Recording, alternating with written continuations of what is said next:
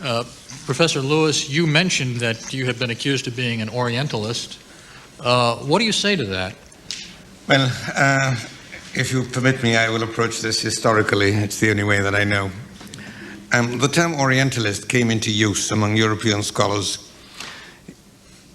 when they started to study Arabic and later other classical Oriental languages using the philological technique and method that they had perfected for the study of Latin and Greek.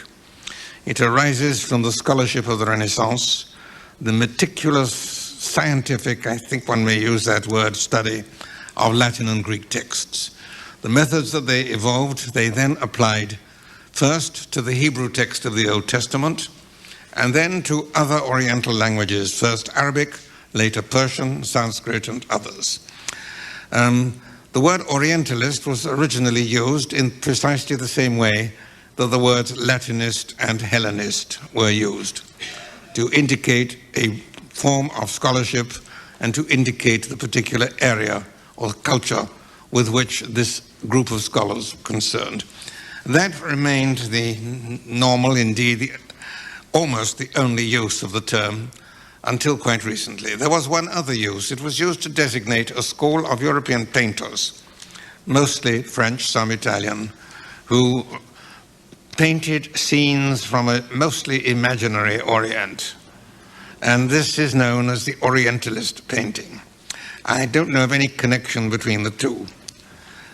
Certainly the painters concerned were not Orientalist scholars.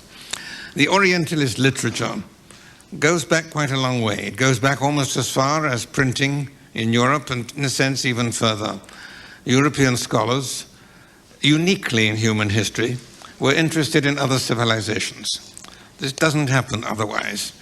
The Chinese civilization in its great age never showed the slightest interest in any other part of Asia. The same is true of ancient India. The same is true of the Greeks and Romans. The Greeks had a little interest, but not very much. The same is true of classical Islam in its great age.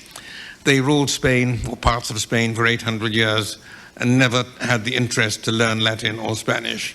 The Turks ruled parts of southeastern Europe for half a millennium and never showed the slightest interest in the languages or cultures of those countries.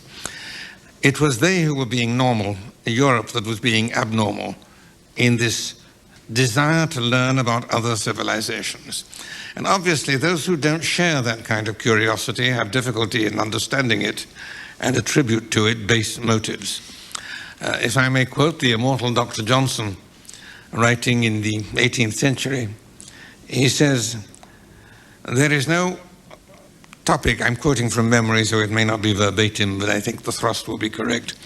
"There is no subject on which human curiosity is more usefully or more agreeably exercised than in studying the laws and customs of alien nations."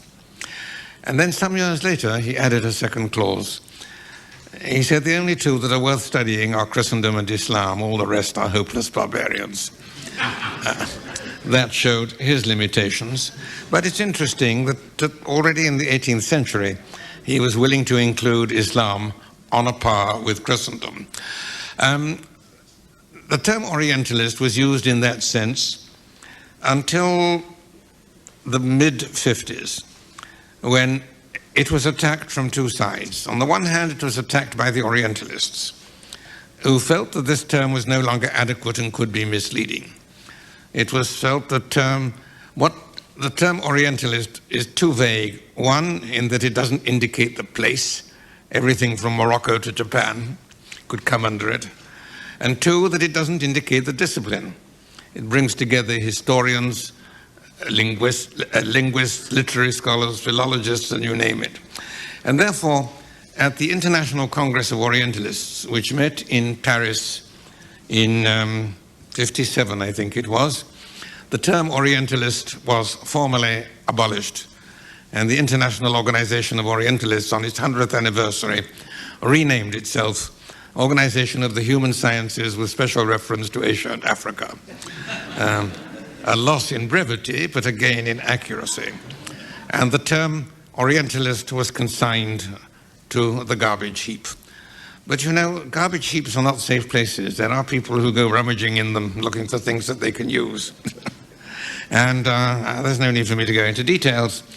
But there were other persons who found this term and decided they could give it another value, a much more negative one, indicating not an intelligent curiosity in other civilizations, but a kind of predatory design on other civilizations. So that, for example, let me try to choose a carefully neutral example. The literature and history of the Eskimos is the exclusive property of the Eskimos, and for anyone else to study it is an intrusion and an invasion.